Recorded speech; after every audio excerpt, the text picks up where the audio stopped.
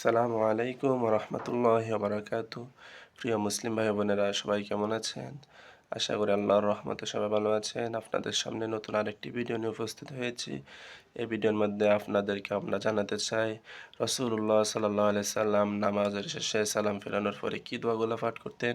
এর আগেও আমরা অনেকগুলো দোয়ার ব্যাপারে বলেছি, অনেকগুলো হাদিস শুনিয়েছি। আজকের হাদিসটি শোনাবো, যেটি হযরত কাব ইবনে উজরা রাদিয়াল্লাহু তাআলা আনহু বর্ণনা করেছেন।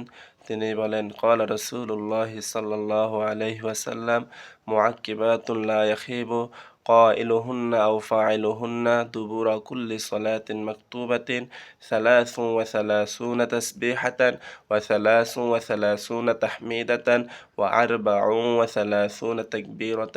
রাওয়াহু মুসলিম। হযরত কাব ইবনে উজরা রাদিয়াল্লাহু তাআলা তিনি বলেন, রাসূলুল্লাহ সাল্লাল্লাহু আলাইহি সাল্লাম বলেছেন, প্রত্যেক ফরজ নামাজের পর বলার মতো কিছু কথা আছে, সেগুলো যারা বলবে, অথবা কিছু কাজ আছে সেগুলো যারা করবে, তারা কখনো বিফল হবে না, তাদের কখনো কোনো সমস্যা হবে না। অর্থাৎ সেই বাক্যগুলো হচ্ছে, সেই কাজগুলো হচ্ছে ৩৩ বার সুবহানাল্লাহ, ৩৩ বার আলহামদুলিল্লাহ এবং ৩৪ বার আল্লাহু আকবার।